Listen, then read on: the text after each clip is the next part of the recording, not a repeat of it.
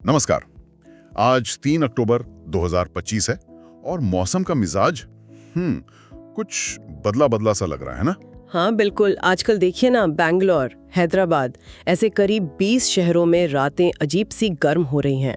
हाँ, और दूसरी तरफ पंजाब में बाढ़ ने तो धान की फसल का कितना 7,500 करोड़ रुपए का नुकसान कर दिया इस साल। बहुत भारी नुकसान है वो, और ऊपर से अब ये नई चेतावनी आ रही है। वही ना, मौसम विभाग कह रहा है ला नीना का असर होगा।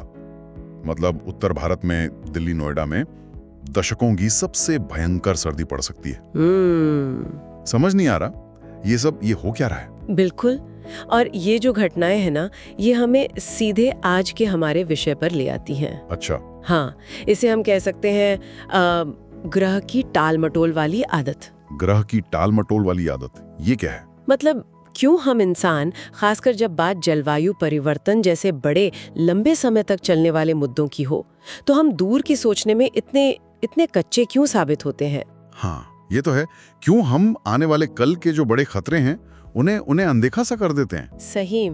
क्यों हमें आज की छोटी मोटी परेशानियां भविष्य के पहाड़ जैसे संकटों से ज्यादा बड़ी लगती हैं? हाँ, ये सवाल तो मेरे मन में भी कई बार आता है। तो आज की इस चर्चा में हम इसी गुत्थी को सुलझाने की कोशिश करेंगे। अच्छा। हम कुछ दिलचस्प दिमागी फंदों को समझेंगे, जैसे एक है क्षणिक छूट या टेम्पोरल डिस्काउंटिंग। Temporal discounting? हाँ, सुना है। दूसरा है नुकसान से बचना, जिसे लॉस अवर्जन कहते हैं। लॉस अवर्जन, हाँ। और दिमाग के काम करने के दो तरीके, सिस्टम 1 और सिस्टम 2 थिंकिंग। अच्छा, सिस्टम 1, सिस्टम 2, ओके। तो आज इन पर बात करेंगे। हाँ, और हमारा मकसद सिर्फ समझना नहीं है, हम ये भी देखेंगे कि क्या हम अपने सोचने के इन तरीकों को थोड़ा बदल सकते हैं। मतलब कोई रास्ता है? हाँ, क्या ऐसे रास्ते हैं जिनसे हम भविष्य के संकटों के लिए आज ही कमर कस लें। चलिए इसी की थोड़ी गहराई में उतरते हैं आज। बिल्कुल, चलिए तो शुरू करते हैं पहली पहेली से। आपने कहा क्षणिक छूट, टेम्पोरल डिस्काउंटिंग। सुनने में थोड़ा भारी सा शब्द है। हाँ, लगता है। पर इसका मतलब बड़ा सीधा सा है असल में। क्या मतलब है इसका? आसान भाषा में कहें तो हमारा दिमाग आज मिलने वाले छोटे से मजे या फायदे को भविष्य में मिलने वाले बड़े इनाम से कहीं ज्यादा तवज्जो देता है। अच्छा। वो कहावत है ना, नौ नकद न तेरे उधार। हाँ, बिल्कुल। ये कुछ वैसा ही है। जैसे दिवाली की सेल, हम सोचते हैं कि अगली बार पक्का कुछ टिकाऊ खरीदेंगे, पर जैसे ही कोई बढ़िया डिस्काउंट दिखता है, फट से नया फोन या गैजेट घर आ जाता है। बिल्कुल, एकदम सही उदाहरण है। या फिर सोचिए, अभी एक गर्मा गर्म समोसा खाने का मन कर रहा है, तो वो इच्छा गंगा नदी को बचाने के सालों बाद बचाने के नेक इरादे पर भारी पड़ जाती है। क्या यही है क्षणिक छूट? एकदम सही पकड़ा।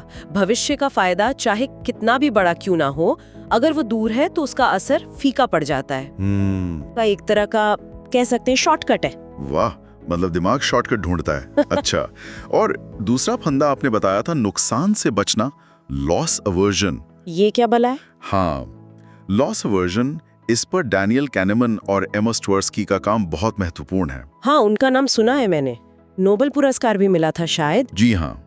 तो लॉस अवर्जन का मतलब है कि हमें कुछ खोने का दुख उतना ही कुछ पाने की खुशी से कहीं ज्यादा महसूस होता है। ज्यादा? कितना ज्यादा? करीब 2 गुना ज्यादा। 2 गुना? बाप रे! यानी नुकसान का डर फायदे की उम्मीद से ज्यादा ताकतवर है। हाँ, बहुत ज्यादा ताकतवर। इसका कोई रोजमर्रा का उदाहरण? कैसे समझें इसे? सोचिए, अगर मान लीजिए आप टैक्सी लेते हैं और अचानक उस पर 10 रुपए का कार्बन टैक्स लगा दिया जाए। अच्छा।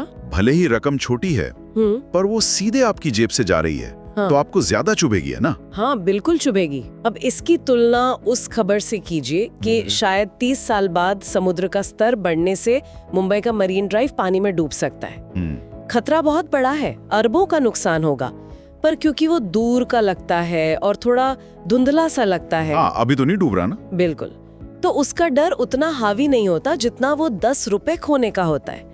यही लॉस अवर्जन काम करता है। अच्छा। आपने शुरू में पंजाब की बाढ़ का जिक्र किया था ना? हाँ। 7,500 करोड़ का नुकसान, आंकड़ा बहुत बड़ा है, पर क्योंकि ये किसी और का या सरकारी नुकसान लगता है, शायद उतना नहीं चुभता जितना अपनी जेब से 100 रुपए का नया टैक्स देना।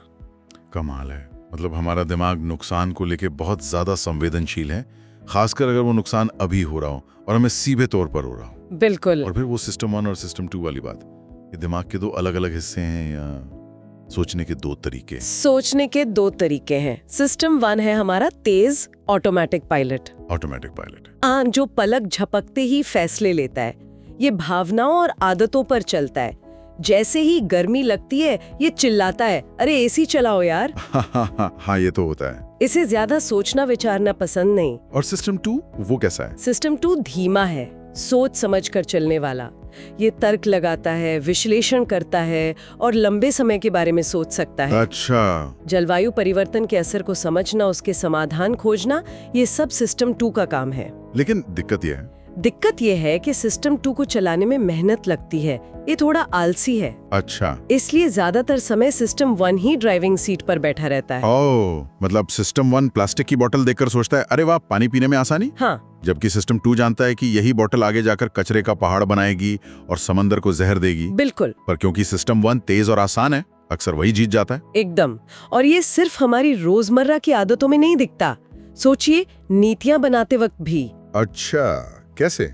वो तात्कालिक आर्थिक फायदे जो सिस्टम 1 को ललचाते हैं, वो अक्सर दूर के पर्यावरणीय नुकसान जिस पर सिस्टम 2 चिंता करता है, उस पर हावी हो जाते हैं। ये बात तो है। ये सब समझना तो ठीक है, पर सवाल उठता है कि हमारा दिमाग ऐसा करता क्यों है? हाँ, ये बड़ा सवाल है। एक छोटा सा टैक्स हमें भविष्य की बड़ी तबाही से ज्यादा परेशान क्यों करता है? क्या हम पैदाइशी ऐसे हैं? इसका जवाब काफी हद तक हमारे विकास की कहानी में छिपा है। विकास की कहानी मतलब? सोचिए हमारे पुरखों के बारे में। हजारों साल पहले उनके लिए जिंदा रहने का मतलब था आज के खतरों से निपटना। जैसे सामने खड़े किसी जंगली जानवर से बचना या आज खाने का जुगाड़ करना। हाँ, ये तो जरूरी था। अगले साल सूखा पड़ेगा या नहीं, ये सोचना उनके लिए एक तरह की लग्जरी थी जो उनके आज के वजूद के लिए जरूरी नहीं थी। तो उनके लिए कल का मौसम आज के शेर से कम जरूरी था, और वही दिमाग आज भी हमारे पास है। हाँ, वो दिमागी वायरिंग, वो सर्वाइवल सॉफ्टवेयर कह लीजिए, वो आज भी हमारे अंदर है। अच्छा। ये तात्कालिक खतरों को पहचानने और उन पर तुरंत प्रतिक्रिया देने में माहिर है। लेकिन जलवायु परिवर्तन जैसा खतरा वो धीमा है। हाँ, धीरे धीरे बढ़ता है। हाँ, उसका असर एकदम से सामने नहीं दिखता। तो हमारा पुराना सॉफ्टवेयर इसे पहचानने और इस पर गंभीरता से प्रतिक्रिया देने के लिए बना ही नहीं है। इसीलिए आज आपदा का 1% खतरा हमें 2050 में 99% खतरे से ज्यादा डरावना लगता है। कमाल है। ये सिर्फ आलस नहीं है मतलब? नहीं, ये हमारे सर्वाइवल के पुरानी प्रोग्रामिंग है जो अब शायद हमारे खिलाफ काम कर रही है। इसका मतलब बड़े बड़े अंतर्राष्ट्रीय सम्मेलनों और सरकारी वादों के बावजूद हमारी पेट्रोल पीने वाली एसयूवीज की आदतें या सिंगल यूज प्लास्टिक का इस्तेमाल जारी रहता है। हाँ। भले ही केरला या असम जैसे इलाके बार बार बाढ़ झेल रहे हों या शहर हीट वेव से तप रहे हों, ये सिर्फ इच्छा शक्ति की कमी नहीं बल्कि हमारे दिमाग की बनावट का भी मामला है। हाँ, काफी हद तक। लेकिन यहाँ निराशावादी होने की जरूरत नहीं है। अच्छा, क्यों? अच्छी खबर ये है कि हम अपने दिमाग के इन शॉर्टकट्स को समझकर इनसे आगे निकलने के तरीके ढूंढ सकते हैं। कैसे? यहीं पर ये सवाल उठता है कि जलवायु कार्यवाही को एक त्याग या बोझ की तरह देखने के बजाय क्या हम इससे एक फायदे के रूप में पेश कर सकते हैं, खासकर ऐसे फायदे जो हमें आज मिले। ये दिलचस्प है। मतलब लोगों को ये बताने के बजाय कि क्लाइमेट बचाने के लिए अपनी पसंदीदा चीजें छोड़ो, हाँ, हम ये बताएं कि ये करने से आपको अभी क्या फायदा होगा। बिल्कुल। जैसे शायद कोई कहता है रोज बटर चिकन छोड़कर तंदूरी चिकन खाओ। शुरुआत में शायद मलाई की कमी खले, हाँ थोड़ी, पर पेट हल्का रहेगा, हाजमा सुधरेगा। ये फायदे तो तुरंत दिखते हैं। बिल्कुल सही। यही नजरिया हमें जलवायु कार्रवाई के लिए अपनाना होगा। अच्छा, प्लास्टिक की बोतल छोड़ने को एक मुश्किल काम बताने के बजाय क्यों न कहें स्टील की बोतल अपनाओ, हर महीने डिस्पोजेबल बोतल पर पैसे बचाओ और साथ ही माइक्रोप्लास्टिक खाने से बचो, सेहत भी सुधरेगी। हाँ, ये बात तो है। यहाँ फायदा तत्काल है और व्यक्तिगत भी है। एकदम। और भारत में तो समुदाय की भावना वैसी भी बहुत मजबूत है। जैसे स्वच्छ भारत अभियान के दौरान वो श्रमदान का जज्बा दिखा था। हाँ, वो तो था। क्या हम क्लाइमेट एक्शन को भी इसी तरह सामुदायिक फायदे से जोड़ सकते हैं? जरूर, क्यों नहीं। देखिए ना, गुड़गांव या नोएडा में कई सोसाइटीज में आजकल कारपूल के व्हाट्सएप ग्रुप बन गए हैं। हाँ, सुना है। लोग इसे सिर्फ पर्यावरण बचाने के लिए नहीं करते, बल्कि इसलिए भी करते हैं कि ऑफिस साथ आने जाने में गपशप हो जाती है, जान पहचान बढ़ती है। हाँ, और पैसा भी बचता होगा। और हाँ, पेट्रोल का खर्चा भी 20-30% कम हो जाता है। ये तत्काल मिलने वाला सामाजिक और आर्थिक फायदा है। सही बात है। या शहरों में बालकनियों में छोटी सी सब्जी उगाना, हाँ बिल्कुल। उसे कार्बन फुटप्रिंट कम करने जैसे भारी भरकम लक्ष्य के बजाय ऐसे देख सकते हैं कि शाम की चाय के लिए ताजा पुदीना मिल गया, धनिया खरीदने के पैसे बचे और बागवानी करने से मन को शांति मिली। एकदम, ये सब छोटे छोटे मगर तुरंत मिलने वाले फायदे हैं। तो क्या इससे वाकई फर्क पड़ता है? मतलब ऐसे सोचने से लोग ज्यादा करते हैं? व्यवहारिक अर्थशास्त्र के अध्ययन बताते हैं कि जब हम कार्रवाई को इस तरह से रीफ्रेम करते हैं, रिफ्रेम, हाँ मतलब उसे तत्काल मिलने वाले फायदों से जोड़ते हैं, तो लोगों के उसे अपनाने की संभावना 20 से 40% तक बढ़ जाती है। 20 से 40%? ये तो काफी है। हाँ, हमें लोगों को ये दिखाना होगा कि पर्यावरण के लिए अच्छा कदम उठाना उनके अपने स्वास्थ्य, बचत या समुदाय के लिए भी फायदेमंद है। जैसे बच्चों के लिए साफ हवा या होली पर पानी बचाने का सामूहिक गर्व। पुणे में सोलर पैनल लगवाने वालों का उदाहरण भी तो शायद यही दिखाता है। हाँ बिल्कुल, बताइए ना। बहुत से लोग इसे सिर्फ भविष्य के लिए निवेश या पर्यावरण की चिंता में नहीं लगवाते। तो फिर क्यों? बल्कि इसलिए लगवाते हैं क्योंकि इससे उनका बिजली का बिल अभी कम हो जाता है। हाँ। और छत पर लगे पैनल एक तरह का स्टेटस सिंबल भी बन गए, जिसे वो सोशल मीडिया पर दिखा सकें। हाँ, ये भी है। तो जब फायदा नजर आता है, महसूस होता है और व्यक्तिगत लगता है, तो वो जो टालम टोल की आदत है ना, वो कमजोर पड़ जाती है। हाँ, समझ गया। तो ये तो हुई बात नजरिया बदलने की, लेकिन क्या कुछ ऐसी चालाक तरकीबें भी हैं जिन्हें नज कहते हैं? हाँ, नज, जो बड़े पैमाने पर लोगों को सही दिशा में हल्का सा धक्का दे सकती हैं बिना उन्हें मजबूर किए। ये नज असल में काम कैसे करते हैं? नज का कॉन्सेप्ट रिचर्ड थेलर और कैस सनस्टीन ने लोकप्रिय बनाया था। हाँ, नोबेल मिला था उन्हें भी। जी, इसका मूल विचार है लोगों के सामने विकल्पों को इस तरह से पेश करना कि वे अनजाने में ही बेहतर फैसला ले लें। अच्छा, ये कोई जबरदस्ती नहीं है, बस एक हल्का सा इशारा है, जैसे सुपरमार्केट में सेहतमंद खाने की चीजों को आंखों के सामने रखना। अच्छा, तो क्या जलवायु कार्रवाई के लिए भी ऐसे नज इस्तेमाल हो सकते हैं? बिल्कुल हो सकते हैं और हो भी रहे हैं। एक क्लासिक उदाहरण है यूके की पेंशन स्कीम। वो क्या है? वहाँ कंपनियों ने कर्मचारियों को पेंशन स्कीम में ऑटोमेटिकली भर्ती करना शुरू कर दिया। ऑटोमेटिकली? हाँ, अगर किसी को नहीं जुड़ना है तो उसे खुद जाकर मना करना पड़ता है, मतलब ऑप्ट आउट करना पड़ता है। अच्छा, डिफॉल्ट मतलब हाँ है। बिल्कुल। नतीजा, ज्यादातर लोग आलस या डिफॉल्ट के कारण स्कीम में बने रहे और पेंशन बचत में भारी उछाल आया। वाह, इसे भारत में कैसे सोच सकते हैं? शायद जैसे अगर कोई पेमेंट ऐप हर यूपीआई पेमेंट को अपने आप अगले रुपए तक राउंड अप करके किसी पर्यावरण संस्था को दान कर दे। मतलब 98 रुपए का पेमेंट हुआ तो 2 रुपए दान में चले गए। अरे वाह, किसी को पता भी नहीं चलेगा। लाखों लोगों के छोटे छोटे योगदान मिलके बड़ा असर डाल सकते हैं। ये एक बढ़िया आइडिया है, बिल्कुल। या फिर वो दिल्ली मेट्रो के स्टिकर याद है? हाँ, कुछ क्या था उन पर? एक कार कम, एक खांसी कम। ओह हाँ याद आया। ये सीधा लॉस अवर्जन पर चोट करता है। कार छोड़ने का नुकसान नहीं, बल्कि खराब सेहत यानी खांसी से बचने का फायदा दिखाता है। हाँ, ये भविष्य के अमूर्त खतरे यानी प्रदूषण को आज की व्यक्तिगत चिंता यानी स्वास्थ्य से जोड़ता है। बिल्कुल। और कोई सफल उदाहरण दुनिया में कहीं? राजस्थान में सोलर पैनल की सब्सिडी योजना काफी सफल रही थी। अच्छा, क्यों? क्योंकि सब्सिडी का पैसा लोन की मंजूरी के साथ तुरंत मिलता था। लोगों को सालों इंतजार नहीं करना पड़ा। अच्छा, वो क्षणिक छूट वाली बात। हाँ, उस पर सीधा वार था।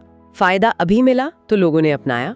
और सिंगापुर का 3R अभियान भी है, रिड्यूस, रीयूज, रिसाइकल। हाँ, वो तो सुना है। उन्होंने रिसाइकलिंग डिब्बों को आकर्षक बनाया, उनमें गेम जैसे एलिमेंट जोड़े और तत्काल छोटे मोटे इनाम रखे। इससे उनकी रिसाइकलिंग दर 50% तक बढ़ गई। 50%? कमाल है। यानी ये नज लोगों की आदतों और उनके दिमाग के शॉर्टकट्स का ही इस्तेमाल करके उन्हें बेहतर विकल्प की तरफ ले जाते हैं। हाँ, यही इनकी खूबी है। क्या तकनीक भी इसमें कोई भूमिका निभा सकती है? वो आप कुछ AR ऐप वाली बात कर रहे हैं? हाँ, ऑगमेंटेड रियलिटी, AR जैसी तकनीकें ये भविष्य को हमारे सामने लाकर खड़ा कर सकती है। कैसे? कल्पना कीजिए एक ऐप की जो आपको दिखाता है कि अगर जलवायु परिवर्तन ऐसे ही चलता रहा तो 2040 में आपका अपना शहर, मान लीजिए मुंबई या चेन्नई का कोई तटीय इलाका, पानी में कितना डूबा हुआ दिखेगा, बिल्कुल आपके फोन पर। बाप रे, ये तो डरावना होगा। डरावना है पर असरदार भी। अमेरिका में हुए कुछ प्रयोगों में पाया गया कि इस तरह के विजुअलाइजेशन ने लोगों को भविष्य के खतरे को ज्यादा गंभीरता से लेने पर मजबूर किया। और जलवायु परिवर्तन से लड़ने वाली संस्थाओं को दिए जाने वाले दान में 15% तक की बढ़ोतरी हुई। वाह, मतलब तकनीक भविष्य के धुंधले डर को आज की हकीकत जैसा महसूस करा सकती है। हाँ, तो इन सभी रणनीतियों का निचोड़ यही लगता है, भविष्य को आज जैसा महसूस कराना, उसके फायदों और नुकसानों को तत्काल और व्यक्तिगत बनाना। बिल्कुल वैसे ही जैसे हम किसी बड़ी शादी या त्योहार की तैयारी महीनों पहले से करने लगते हैं, बिल्कुल, क्योंकि हमें उसका नतीजा और मजा साफ नजर आता है। एकदम। और ये तैयारी जरूरी है क्योंकि भविष्य की चुनौतियां वो वाकई गंभीर हैं। हाँ, ये तो है। अनुमान है कि 2030 तक मौसम के बदलते मिजाज, कभी सूखा कभी बाढ़ की वजह से भारत के ग्रामीण इलाकों जैसे महाराष्ट्र का विदर्भ क्षेत्र है, उनको अपनी जीडीपी का 8.7% तक का नुकसान झेलना पड़ सकता है। 8.7%, ये तो बहुत ज्यादा है। और शहरों में बढ़ती गर्मी का असर हम अभी से देख रहे हैं। हाँ, रातें गर्म हो रही हैं। आने वाले सालों में हीट स्ट्रेस से जुड़ी स्वास्थ्य समस्याएं बढ़ेंगी, काम करने की क्षमता घटेगी और स्वास्थ्य सेवाओं पर बोझ बढ़ेगा। और इस साल की संभावित लानिना वाली ठंड, हाँ, वो हमारे संसाधनों और तैयारियों की परीक्षा लेगी।